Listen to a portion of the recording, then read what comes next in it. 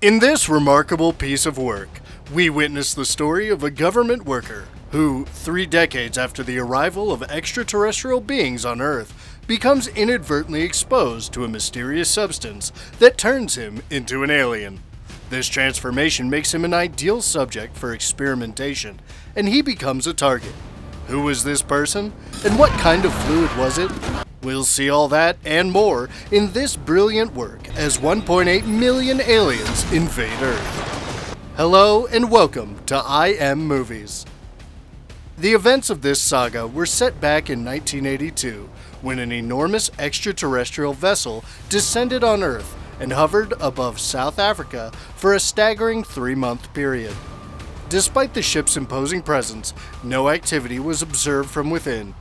The authorities eventually decided to breach the vessel's exterior, only to find a group of malnourished aliens who had been stranded for a long time due to a lack of supplies. These extraterrestrial beings were disparagingly dubbed prawns by humans. Although rumors about a shuttle descending from the mothership circulated, it remained undiscovered.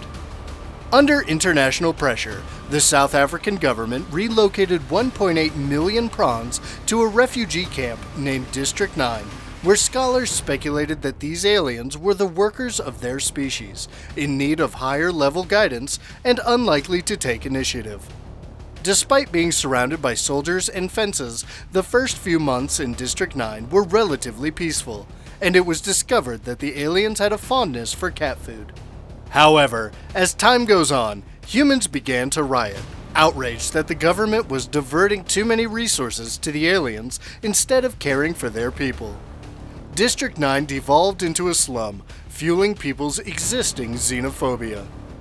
The aliens' situation in District 9 is not helped by their apparent amusement at certain violent activities, such as setting fire to vehicles, which only exacerbates the locals' hostility towards them.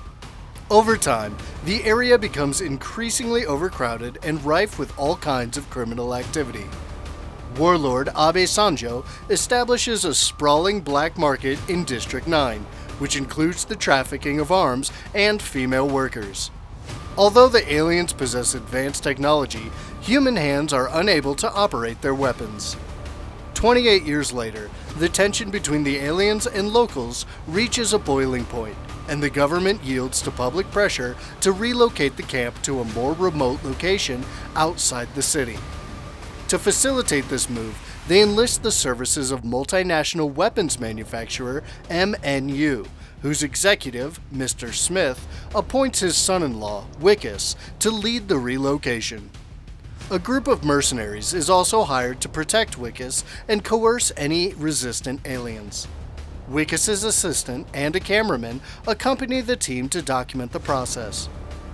During the preparations, Wickus becomes uneasy about the mercenaries' use of weapons, but Colonel Venter brushes off his concerns. The team sets out in a convoy of vehicles, encountering protests along the way. When a few prawns attempt to attack them, the mercenaries respond with lethal force. Wickus goes from door to door, asking the aliens to sign eviction forms and sometimes offering cat food as an incentive. While some aliens comply, others resist and fight back, prompting the mercenaries to use force despite Wickus's objections. During the relocation process, Wickus and his team stumble upon a room filled with prawn eggs, which they burn. They also discover various pieces of alien technology hidden in the shacks, which they confiscate for testing. Meanwhile, Christopher, his son CJ, and his friend Paul search for a special fluid that they believe is present in the piles of destroyed prawn technology. After finding the fluid, they synthesize it and store it in a silver cylinder. However, when Wickus and his team arrive at their home, they accidentally activate the cylinder, and the fluid sprays onto Wickus's face. Wickus begins to experience strange symptoms, including vomiting and bleeding, which progressively worsen. Despite receiving medical attention, his condition deteriorates and his nails start falling out. Upon returning to the district, Christopher and CJ search for the cylinder, but instead find a gun, leaving them feeling dejected. Meanwhile, a group of prawns trades their battlesuit for cat food from the warlord's gang. but one of the gang members kills a prawn for food. Abe Sanjo has been enlisting witches and shamans in his attempt to become a prawn so he can wield their weapons. Later, Wikus returns home to a surprise party thrown by his wife Tanya to celebrate his promotion, but he feels increasingly unwell throughout the festivities. He ends up vomiting in the bathroom sink and again when they cut the cake, eventually passing out. The next morning, Wikus wakes up in the hospital with a bandaged arm. However, upon removing the bandages, the doctor discovers Wikus's hand has transformed into a prawn claw, causing the doctor to call the MNU. Soldiers arrive and take Wikus's body away in a bag, leaving Tanya pleading for an explanation. The MNU takes Wikus to a lab where they subject him to cruel experiments, including using alien technology. To Wikus's surprise, his prawn DNA allows him to operate the alien weapons. The experiments drive Wikus to the brink of madness, culminating in his being forced to shoot a prawn, an act that devastates him. Once the tests are complete, the scientists and executives, including Smith, decide to kill Wikus to harvest his organs and blood before he fully transforms into a prawn. They plan to use his DNA to create a perfect balance of human and prawn DNA to create superior soldiers capable of wielding alien weapons. When Wikus learns of their plans, he freaks out and uses a scalpel to take a hostage and escape the lab. The mercenaries are ordered to capture Wikus, and Smith lies to Tanya about the situation. On the run, Wikus steals clothes, a phone, and food while trying to conceal his claw. He tries to contact his loved ones for help, but they ignore him after a news broadcast claims he has a transmissible disease from having sexual relations with the prawns. Wikus accepts that he has no choice but to return to District 9, where he scavenges and discovers that his teeth are falling out.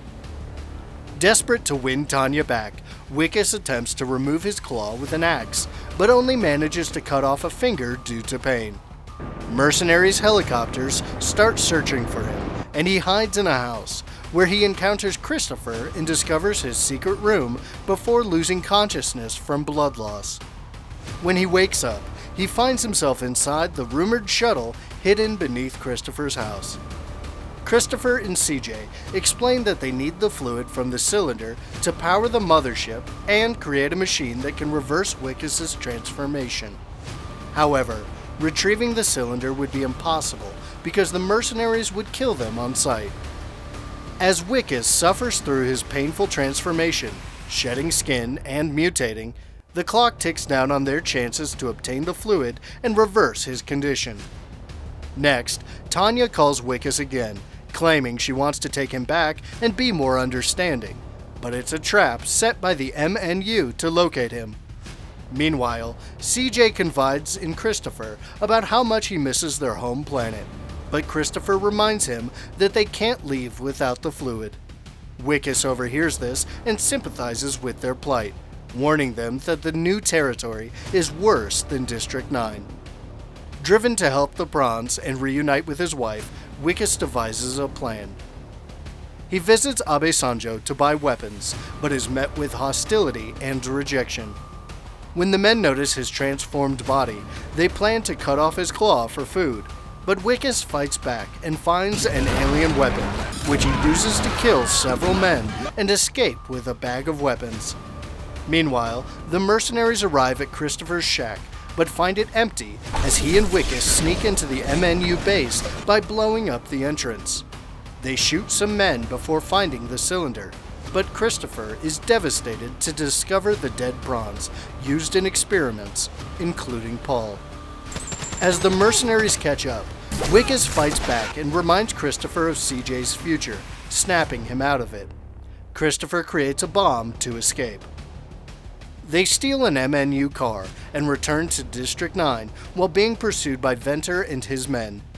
CJ begins putting the fluid in the shuttle while Christopher confesses he'll return in 3 years to cure Wikus, since the current fluid isn't enough to both power the shuttle and the healing machine. Furious, Wikus knocks out Christopher and rushes to operate the shuttle while Venter threatens to kill Christopher.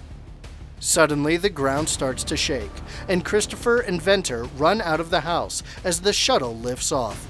However, the takeoff is not very smooth. Upon Venter's order, his men open fire, and a missile strikes one of the shuttle's engines, causing Christopher's last hope to crash to the ground.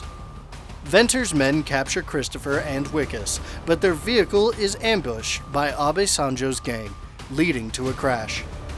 The gang engages in a fierce gunfight with the mercenaries, and they manage to take Wickes while leaving Christopher behind. Meanwhile, CJ activates the mothership, which also activates all the other alien tech, including the battlesuit hidden in the gang's base. The suit detects Wickes as a prawn ally and the gang members as enemies, leading to the suit opening fire and killing Abe Sanjo and his entire gang. Some of the mercenaries interrogate Christopher about the revived mothership, while the others go after Wickes. Surrounded, Wickes puts on a suit and confronts them. He offers to trade the suit for Christopher's freedom, but he changes his mind when Venter orders his men to kill Christopher. Wickes begins killing the mercenaries with no mercy, allowing Christopher and CJ to escape in the shuttle. However, Wickes stays behind to buy Christopher time, refusing to come with him to his planet. Christopher promises to return in 3 years to cure Wickes as thanks for saving him. He continues to kill mercenaries, but is hit by a car, causing his suit to malfunction. Christopher contacts the mothership through the shuttle control panel, and it distracts the shuttle. Venter orders another missile to be fired, but Wickes uses his suit to grab it, causing it to explode and destroy his left arm. Venter shoots the suit until he destroys it, and Wickes crawls out, showing signs of completing his transformation. Venter points his gun at him, but a group of prawns arrives and kills Venter to save Wickes, who is now seen as a prawn too. At a later point in time, humans rejoice over the departure of the mothership from Earth. The assistant of Wickes exposes the unlawful research conducted by MNU, and the government relocates all the 2.5 million prawns to the new District 10, demolishing the previous District 9. Although Wickes gains notoriety from his story, people eventually stop thinking about him, assuming he's dead. However, Tanya remains convinced that Wickes is alive, as she discovers a handcrafted metal flower at her doorstep, a hobby she knows Wickes enjoys. Meanwhile, in the landfill, it is revealed that Wickes has survived and has completely transformed into a prawn. He continues to craft more metal flowers from trash. At its core, District 9 is a story of redemption, sacrifice, and the human spirit. Wickes' transformation from a hapless bureaucrat to a selfless hero, willing to risk everything to protect his alien friends, is a powerful and emotional journey. That brings us to the end of this recap. What do you think about this story? Let us know in the comments section below. We'll love to hear you. Kindly hit the like and subscribe buttons to get updates from us. Thanks for watching, and we'll see you at the next one.